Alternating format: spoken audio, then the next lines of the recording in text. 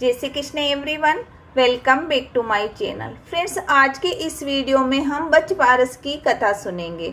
बच बारस की कथा के साथ ही गणेश जी की कथा सुनेंगे और लपसी तपसी की कहानी सुनेंगे। तीनों कथाएं मैं इसी वीडियो में सुनाने वाली हूँ, इसलिए आप वीडियो को एंड तक जरूर सुनें। भादवा महीना आया, कृष्ण पक्ष में बच बारस का दिन आया। एक सास बहू थी। सासू गाय चराने जंगल जाती और बहू से कह गई कि वह गौला और जौला की सब्जी बना ले, और सासू जी चली गई। परंतु पीछे बहू को बात पूरी समझ में नहीं आई। गाय के बच्चों का नाम गेउला और जौला था। उसको काट कूट के बना ली। शाम को जब सासू वापस घर आई और गाय के दोनों बच्चों को नहीं देखा तो वह बोली, बहू आज दोनों बछड़े कहाँ गए? तब बहू बोली, सासू जी आप ही कह गए थे कि गेउला और जौला की सब्जी बना लेना, सो मैंने बना ली। तब सासू जी बोले, बहू तूने ये क्या किया? इतने में गाय जोर जोर से चिल्लाती हुई घर में घुसी और अपने बच्चों को ना देखकर जोर जोर से इधर उधर घूमने लगी। तब सासू जी ने उस हांडी को लेकर खड्डे में गाड़ दी और भगवान से प्रार्थना की कि मैंने अगर आपका सच्चे मन से सेवा की हो, दोनों बछड़ों को उसकी मां से मिला दे और जिंदा कर दे।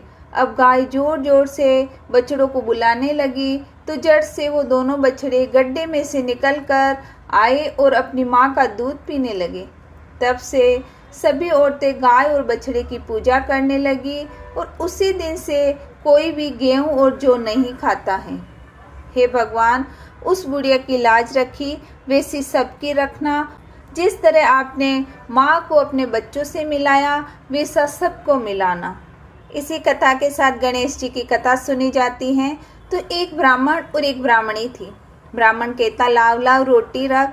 ब्राह्मणी कहती कि सारा दिन रोटी रोटी मांगते हो, कोई नियम तो रखो।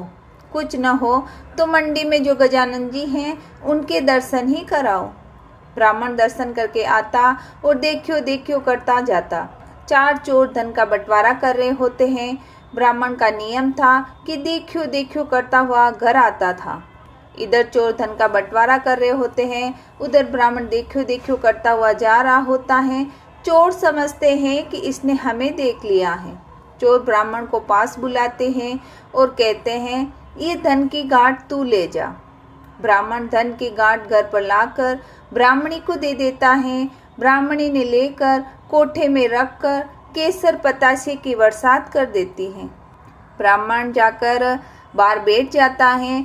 बाहर राजा के सिपाही आते हैं। मुनादी कहते हैं कि राजा के घर चोरी हो गई, कोई धन ले गया।